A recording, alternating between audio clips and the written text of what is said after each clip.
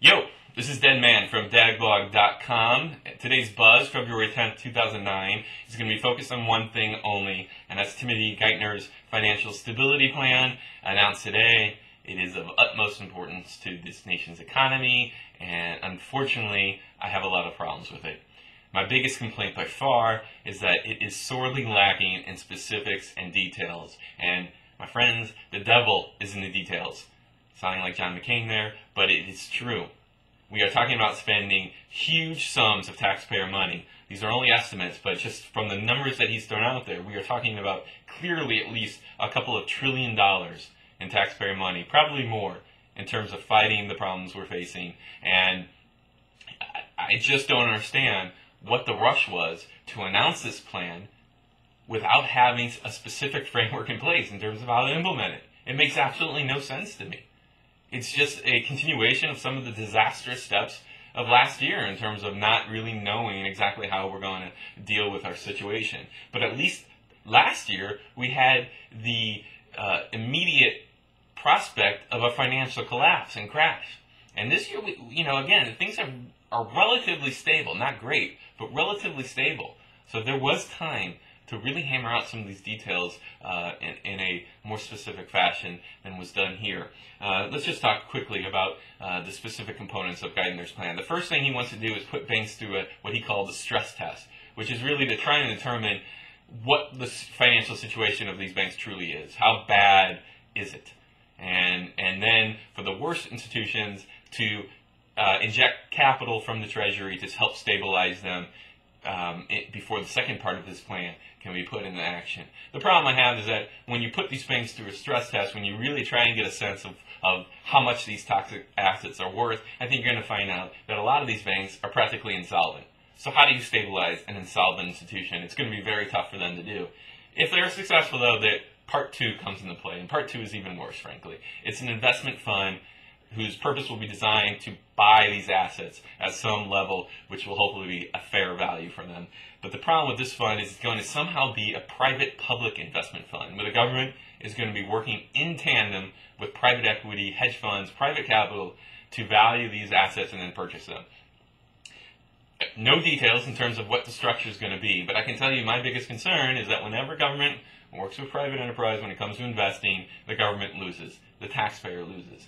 If I were a hedge fund, I think this is great. This is awesome. The government is basically probably going to bankroll my potential risk and losses, and I'll participate on the upside. And even though Geithner has said the taxpayer, will be safeguarded, without any specifics in terms of the structure, I think the chances of that succeeding are very slim. The third part of his plan is a $1 trillion consumer and business lending initiative, all well and good, all noble goals. And my only real problem with this particular component is that it's going to be funded by the Federal Reserve, which, frankly, has last year went far afield from its original mandate, in my opinion, in terms of stabilizing inflation and working and trying to establish reasonable economic growth. With this initiative, $1 billion to help with consumer loans, student loans, small business loans. Again, noble goal. That is the engine of our economy, and we need to get it restarted. But the Federal Reserve getting involved there is, in my opinion, a bit dangerous. The fourth part of his plan is a comprehensive housing plan, which unfortunately is comprehensive but with no details. I mean, he literally said nothing in terms of how this was going to work, but we can probably assume that it's going to involve reducing struggling homeowners, the interest payments that they're paying, somehow probably setting an interest rate by government fiat. I'm not quite sure, again, no details, but my main concern remains what it's always been, which is why is the government stepping in to the market now in the downturn when it didn't step in on the decade that we had on the upturn, the big bubble we had where prices were rising far in excess of their natural historical average in terms of real estate appreciation. Was that a crisis? They're calling this a crisis. This, to me, is the market adjusting. And it will probably over-adjust and shoot a little bit too far on the downside before finding that new equilibrium. But for the government to step in and say, you know what, enough is enough, we're going to determine the fair value of housing and where the housing market should be, I think is a mistake, and it won't work. Okay, so those are the problems I have with the plan. The one good thing that I will say is that there is a focus. He made it clear that the focus of this plan will be transparency and accountability. There'll be another website.